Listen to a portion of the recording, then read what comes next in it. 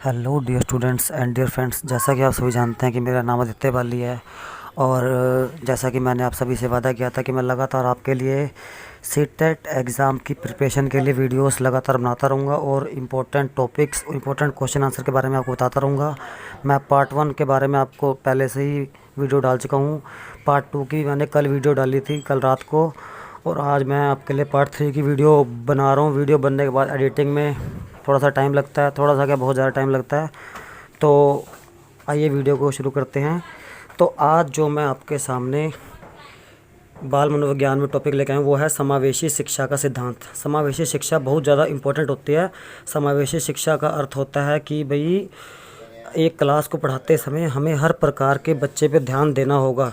सामान्य रूप से तो एक कक्षा में सामान्य बालक ही होते हैं, लेकिन कई बार देखा गया है कि एक कक्षा के अंदर शारीरिक रूप से भिन्न बालक भी पाए जाते हैं, मानसिक रूप से भिन्न बालक भी पाए जाते हैं और सामाजिक रूप से विचलित बालक भी पाए जाते हैं। इसके साथ साथ कुछ शैक्षिक रूप से विचलित बालक भी पाए जाते हैं।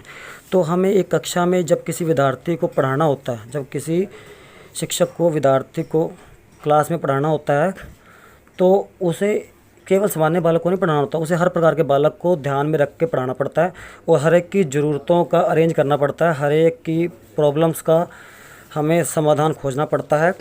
तो इसी के मेल जोल वाली शिक्षा को बोलते हैं समावेशी शिक्षा, और सिद्धांत का नाम है समावेशी शिक्षा का सिद्धांत। क्या नाम है? समावेशी शिक्षा का सिद्धांत। तो आइए बढ़ते हैं। तो आज का हमारे पास जो पहला टॉपिक है वो है शिक्षा का अधिकार अधिनियम 2009। शिक्षा का अधिकार अधिनियम 2009, अगर हम इसे अंग्रेजी में बताएंगे तो इसका नाम होगा right to education act, right to education act, RTE 2009, RTE 2009। तो इस अधिनियम को मैं आपको बताता हूँ। 2009 में इस अधिनियम को 2009 में पास किया गया था और इसे पूर्ण रूप से सरकार ने लागू किया था 1 अप्रैल 2010 को। इसको सरकार ने अधिनियम को पास किया था 2009 में, और पूर्ण रूप से सरकार ने जब इसे कानून में पास किया था, कानूनी रूप से पूरे देश में इसे व्यापक रूप से अप्लाई किया था, वो था 1 अप्रैल 2010। तो इस शिक्षा के अधिकार अधिनियम के कुछ प्रमुख पॉइंट्स हैं। जो पहला पॉइंट है वो ये है कि इस अधिनियम के अनुसार किसी भी विद्यार्थी को या किसी भी बच्चे को शिक्षा के अधिकार से वंचित नहीं रखा जाएगा। शिक्षा के अधिकार से वंचित नहीं रखा जाएगा। किसी भी बच्चे को प्राथमिक एजुकेशन बिल्कुल फ्री ऑफ कॉस्ट मुफ्त में दी जाएगी। किसी भी बच्चे को प्राथमिक एजुकेशन फ्री ऑफ कॉस्ट बिल्कुल मुफ्त में दी जाएगी। और बच्चे की उम्र होगी 6 से 14 वर्ष की। बच्चे की उम्र होगी 6 से 14 वर्ष की होगी। मतलब कि चाहे कोई बच्चा गरीब है, चाहे कोई अमीर है, चाहे कोई अपाहिज है, चाहे कोई मेंटली सिक है, तो किसी भी प्रकार का बच्चा है, किसी भी प्रकार के बच्चे को फ्री में एजुकेशन दी जाएगी 6 से 14 साल की उम्र में। इसे बोलते हैं प्राथमिक एजुकेशन, प्राथमिक विद्या। और इसके लिए क्या था, केंद्र सरकार ने कानून पास किया कि हर राज्य के हर ज़िले में जहाँ पर सरकारी स्कूल स्थापित नहीं किए गए हैं, हर राज्य के हर ज़िले में जहाँ पर सरकारी स्कूल स्थापित नहीं किए गए, वहाँ पर केंद्र सरकार की सहायता से धन अवगत होगा और राज्य सरकार की देखरेख में वो स्कूल का निर्माण होगा। और राज्य सरकार द्वारा ही स्कूल वगैरह के अंदर शिक्षकों की भर्ती की जाएगी। राज्य सरकार के वगैरह ही स्कूल के अंदर शिक्षकों की भर्ती की जाएगी। और इसमें अधिकार में ये भी बताया गया है कि अगर किसी बच्चे के पास अपना जन्म प्रमाण पत्र नहीं है, उसे फिर भी फ्री एजुकेशन लेने का पूरा अधिकार है। और साथ ही साथ इसमें यह भी बताया गया है कि अगर किसी स्कूल में शिक्षकों की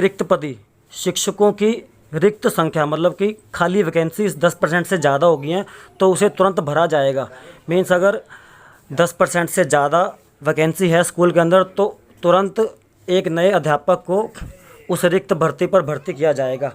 और इसी नियम में बताया गया था कि कोई भी सरकारी शिक्षक प्राइवेट ट्यूशन नहीं दे पाएगा, कोई भी सरकारी शिक्षक प्राइवेट ट्यूशन नहीं दे पाएगा। और इसमें यह भी बताया गया था कि एक कक्षा में जब कोई अध्यापक पढ़ाएगा तो शिक्षक और विद्यार्थियों का जो अनुपात होगा वह 1:40 होगा, 1:40 होगा। इसी अधिकार में बताया गया था कि इस कानून के तहत शिक्षकों का सबसे प्रमुख कार्य यह होगा कि वो बच्चों को अच्छे से अच्छी शिक्षा प्रदान करें और हो सके तो बच्चों को जितनी शिक्षा दी जानी चाहिए उससे ज़्यादा शिक्षा प्रदान करें, और शिक्षकों का स्कूल में उपस्थिति 100% होनी चाहिए। तभी अगर वो उपस्थित होंगे तभी तो पूर्ण रूप से ज्ञान दे पाएंगे। तो ये इस अधिनियम के कुछ प्रमुख नियम थे जो मैंने आपके साथ डिस्कस किए हैं। तो जो आज का हमारा अगला टॉपिक है वो है, जो हमारा आज का अगला प्रमुख टॉपिक है, मेन टॉपिक है, वो है राष्ट्रीय पाठ्य चर्चा की रूपरेखा 2005, यानी कि नेशनल क्यूरिकुलम ऑफ फ्रेमवर्क। दोबारा सुन लीजिए ध्यान से, राष्ट्रीय पाठ्य चर्चा की रूपरेखा 2005, नेशनल क्यूरिकुलम ऑफ फ्रेमवर्क 2005। तो इसके अनुसार शीर्षक से ही पता लग रहा है कि इसमें हमारे को सिलेबस के रिगार्डिंग बताया गया होगा कि हमारा शिक्षा की रूपरेखा क्या होगी। मेनली मैं आपको बताना चाहता हूँ कि इस फ्रेमवर्क में बताया गया था, यह फ्रेमवर्क 2005 में प्रकाशित हुआ था। इसमें बेसिकली मातृभाषा के साथ साथ अंग्रेजी भाषा के ऊपर जोर दिया गया था कि बच्चे मातृभाषा के साथ साथ अंग्रेजी भाषा को भी शुरू से ही सीखेंगे, क्योंकि भारत के विकास में अंग्रेजी भाषा का होना बहुत ज़रूरी था। क्योंकि अंग्रेज़ों ने भारत पर 200 वर्ष तक राज किया था। उस 200 वर्ष के राज के बाद भारत के प्रमुख मेन सोसाइटीज़ में अंग्रेजी भाषा का प्रचलन बहुत ज़्यादा हो चुका था। तो इस वजह से अंग्रेजी को बहुत उच्चतम भाषा माना जाने लगा था। तो बच्चों को मातृभाषा के साथ साथ इंग्लिश भाषा सिखाने पे भी जोर दिया गया था। और कक्षा 1 से लेकर 5 तक बच्चों के पास प्रमुख सब्जेक्ट जो होने चाहिए वो हैं, सबसे पहला सब्जेक्ट होता है मातृभाषा, यानी कि क्षेत्रीय भाषा। जैसे मैं हरियाणा का रहने वाला हूँ तो हमारी मातृभाषा होगी हिंदी और मेरी क्षेत्रीय भाषा भी हिंदी है।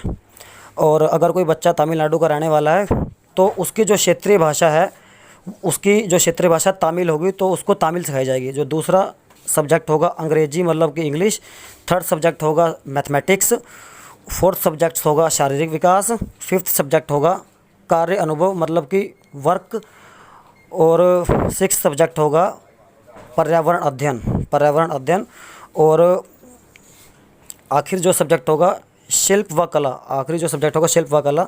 तो मेन जो सब्जेक्ट है कक्षा 1 से लेकर 5 तक बेसिकली मातृभाषा, क्षेत्रीय भाषा, इंग्लिश, गणित, मैथमेटिक्स मतलब कि कार्य के बारे में वर्क, और शारीरिक विकास, और शिल्प व कला, और साथ में मेन था पर्यावरण अध्ययन। कक्षा 6 से लेकर 8 तक जो मेन प्रमुख सब्जेक्ट हैं वो है मातृभाषा यानी कि क्षेत्रीय भाषा, अंग्रेजी भाषा, और साथ में एक आधुनिक मातृभाषा। मान लीजिए मैंने अभी तमिलनाडु का एग्जांपल दिया था, तो आधुनिक भाषा मतलब कि हिंदी को उसे तमिल के साथ साथ अब कक्षा 6 से लेकर 8 तक हिंदी भी सीखनी पड़ेगी, भारत की एक आधुनिक भाषा। तो इसके बाद है जो प्रमुख सब्जेक्ट में आएगा विज्ञान। अब साइंस सब्जेक्ट भी बच्चों को जुड़ जाएगा, एसएसटी सब्जेक्ट भी जुड़ जाएगा। एसएसटी मतलब कि सामाजिक में बच्चों को पढ़ना पड़ेगा इतिहास, नागरिक शास्त्र, भूगोल।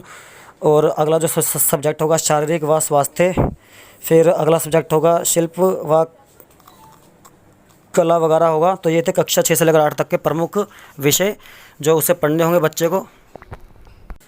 कक्षा 9 से कक्षा 10 तक के लिए जो विद्यार्थी को प्रमुख विषय पढ़ने होंगे वो होगा सामाजिक अध्ययन, जिसमें मेन होंगे इतिहास, नागरिक शास्त्र, भूगोल, और उसके साथ मातृभाषा यानी कि क्षेत्रीय भाषा, और इंग्लिश तो पढ़नी पड़ेगी, कंपलसरी लैंग्वेज है मातृभाषा क्षेत्रीय भाषा के साथ में मैथमेटिक्स पढ़ना पड़ेगा, कंप्यूटर भी पढ़ना पड़ेगा, साथ में विज्ञान सब्जेक्ट भी 9th में कंपलसरी कर दिया जाएगा, साइंस सब्जेक्ट, कार्य शिक्षा भी उसे पढ़ना पड़ेगा। एक होता है शांति शिक्षा, मतलब शांति, मन में शांति कैसे करें, सबसे मेलजोल कैसे करें, और साथ में बच्चे को संस्कृत या उर्दू या कोई अन्य इंटरेस्ट के हिसाब से जो कोई आधुनिक भाषा सीखनी है। और एक होगा कला शिक्षा यानी कि ड्राइंग सब्जेक्ट वगैरह पढ़ना होगा। और कक्षा 11 से लेकर 12 के बच्चों को जो पढ़ना होगा मेनली मातृभाषा यानी कि क्षेत्रीय भाषा, अंग्रेजी मातृभाषा, क्षेत्रीय भाषा, एक दूसरी भाषा होगी हिंदी टाइप, या किसी ने पंजाबी पढ़नी है, या किसी ने कोई भी कन्नड़ वगैरह भाषा पढ़नी है। साथ में उसे इंग्लिश तो कंपलसरी पढ़नी पड़ेगी, मैथमेटिक्स तो पढ़ना ही पड़ेगा। साथ में अगर कोई बच्चा साइंस विषय सब्जेक्ट चूज़ करता है 11वीं कक्षा में तो उसे रसायन विज्ञान, भौतिक विज्ञान और जीव विज्ञान पढ़ना पड़ेगा। अगर वो मैथमेटिक्स छोड़ना चाहेगा तो उसे जीव विज्ञान मिलेगा, मैथमेटिक्स चूज़ करेगा तो जीव विज्ञान चूज़ नहीं करेगा।